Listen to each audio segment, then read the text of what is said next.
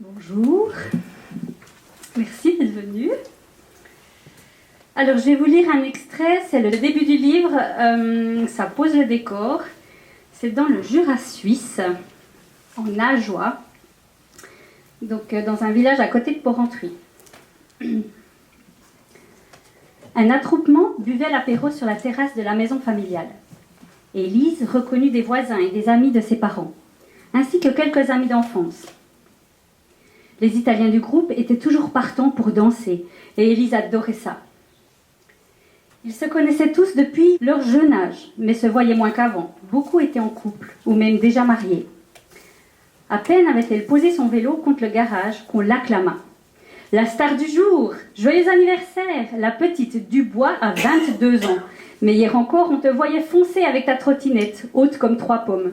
Mais comme ça file. La voisine lui offrit une jolie jaquette qu'elle avait tricotée. Un voisin lui tendit un billet pour qu'elle s'achète un disque, ou ce qui lui ferait plaisir. La femme de celui-ci l'invita à passer à son salon pour lui offrir une mise en pli. On félicita son père de l'avoir prise sous son aile dans l'entreprise familiale. Il s'enorgueillit d'avoir sa fille chaque jour à ses côtés. Sa mère l'embrassa sans manquer de réajuster sa coiffure. Les jeunes se faisaient cuisiner par les vieux.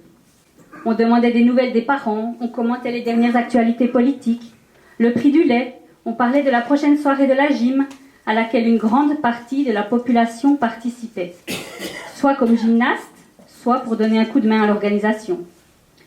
Ou encore de la boucherie qui avait reçu un prix, d'un renard enragé qui avait été tiré dans un verger par le filou. C'est fou ça, qu'un renard arrive jusqu'ici, au centre du village. C'est qu'on a construit sur leur territoire. On parle du tas de ferraille qui s'entasse devant chez Larsen, à se demander à quoi ça lui sert. Mon œil qu'il arrive à revendre des pièces.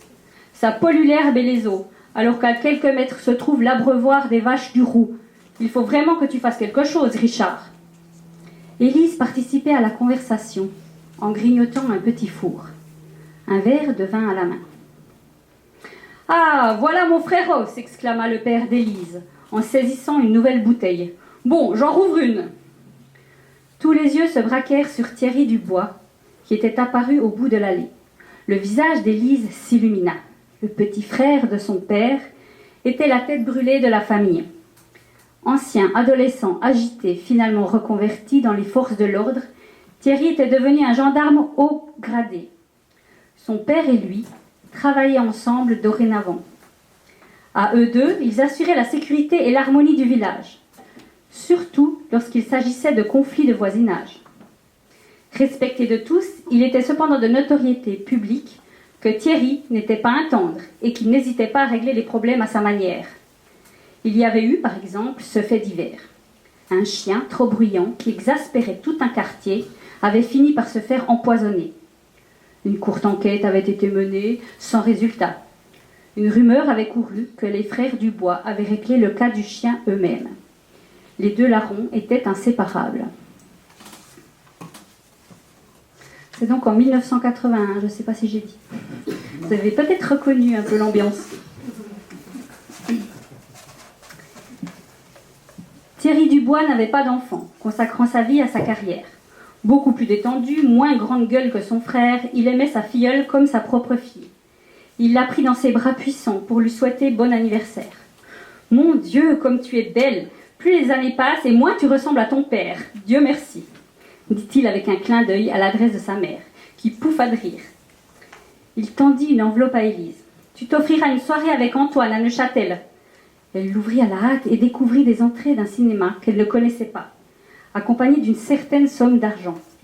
Elle sauta de joie en redoublant ses effusions. Il n'y avait décidément que lui qui la comprenait dans cette famille. Richard tiqua en entendant leur conversation. Il n'en aurait rien eu à faire d'Antoine si sa fille ne passait pas tout son temps avec lui.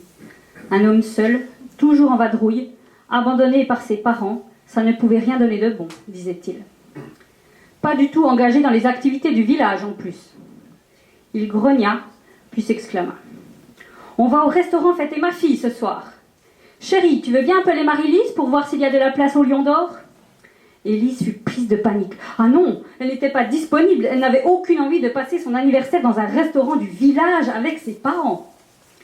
Le cœur battant, elle inventa une sortie avec des copines, insistant que tout était prévu.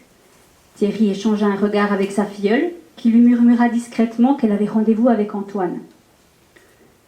Son oncle se tourna vers son frère en riant. « Richard, laisse-la aller fêter son anniversaire avec des jeunes, elle nous a assez vus pour aujourd'hui. » Élise détestait mentir.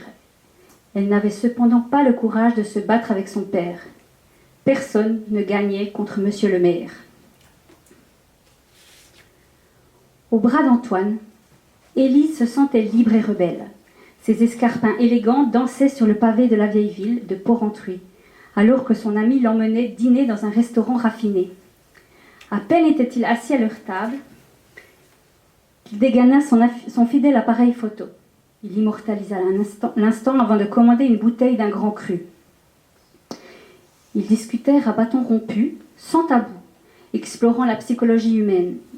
Ils éprouvaient un grand plaisir à décortiquer et débattre de leur état d'âme ou de la personnalité d'une connaissance commune. Puis Antoine parla d'avenir. Il expliqua qu'il avait postulé à Lausanne pour continuer ses études et qu'il attendait une réponse imminente. Cela attristait Élise de le savoir si loin, mais elle connaissait ses ambitions. Il lui fit une proposition étonnante. Elle pourrait venir avec lui et reprendre des études. Elle était devenue employée de commerce dans l'entreprise de son père parce que c'était ce qu'il attendait de sa fille, mais qu'avait-elle réellement envie de faire ? Sa passion pour les polars sanglants le faisait rire. Elle pourrait faire des études en criminologie, ou en ressources humaines, ou en psychologie. Il y a tant de possibilités de formation à Lausanne. Tu ne serais pas obligé de travailler tout de suite. Nous pourrions être colocataires. Je gagnerais assez d'argent pour nous deux, le temps que tu finisses tes études. Élise riait, se prenait au jeu, imaginait 1000 métiers tout en n'ayant aucune idée de ce à quoi elle aspirait.